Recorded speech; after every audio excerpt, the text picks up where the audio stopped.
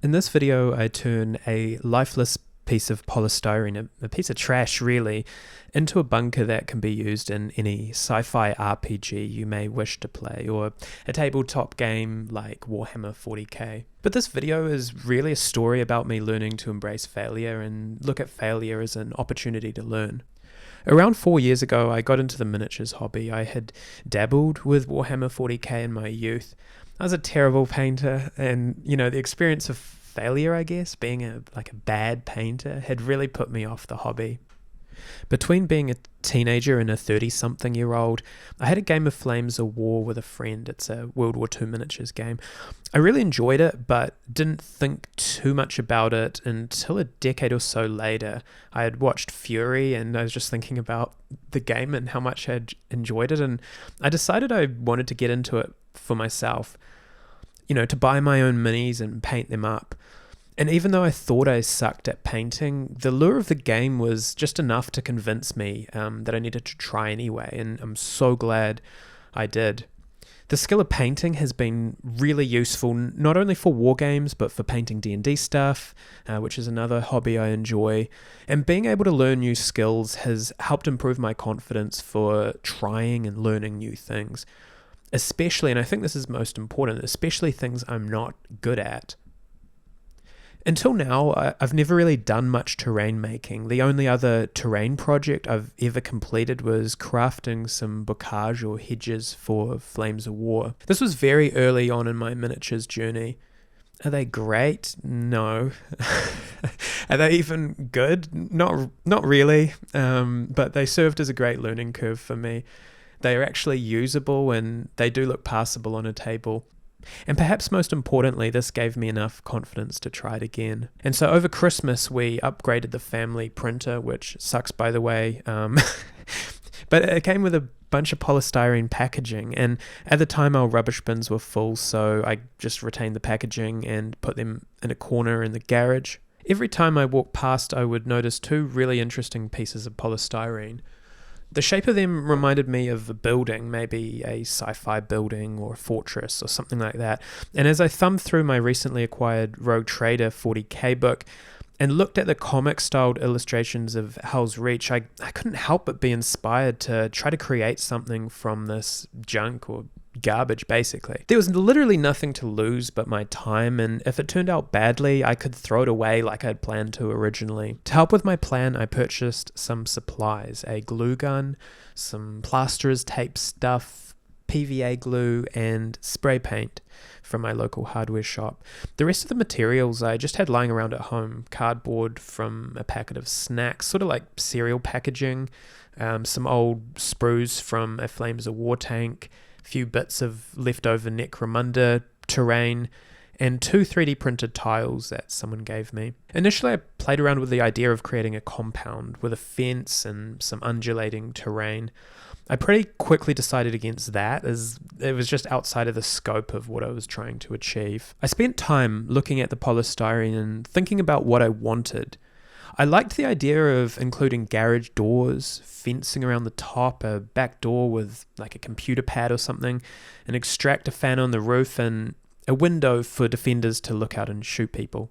I started by filling the big hole in the roof by using cardboard and plasterer's tape. And I'd have to fill this later. I probably would do this differently if I was making the same thing again, but it kind of worked.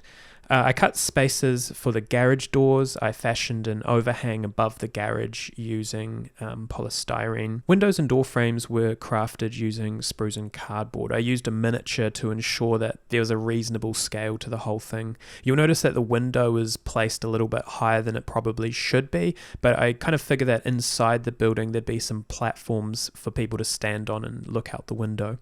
The extractor fan was crafted from a Necromunda extractor fan. It was just like a spare from a box set that I bought, and just another random piece of sprue. To add some visual interest, I used corrugated cardboard on places around the exterior to emulate corrugated iron, I guess, and I used that also on the overhanging roofs.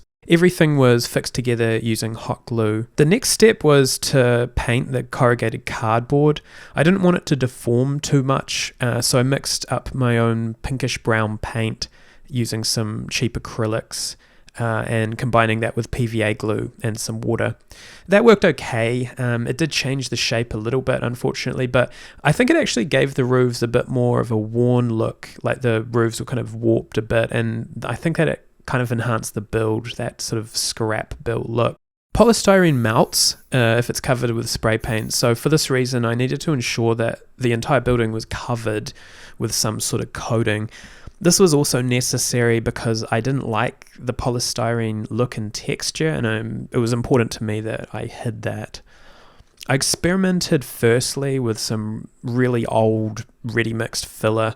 This worked okay. It wasn't great, it was quite dried out. It just didn't really get me good coverage, and it took a while to dry even because I had to water it down so much. At this point in the project, I lost a lot of steam. It was just taking so long to cover the structure, and I got demotivated. And I got busy with other things, so the building sat in a box for a while. After finding some artist's paste at Kmart, I took a risk and applied this over the whole structure, and it just worked so much better than the filler had worked. I think the filler was just old and wasn't doing me any favors.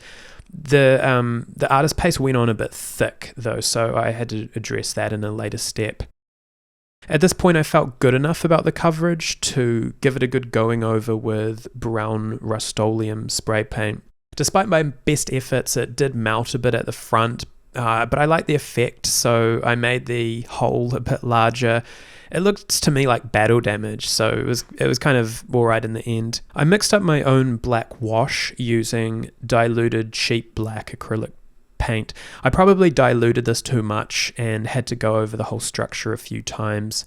I also mixed some PVA and sand and put that in the recesses of the building here and there.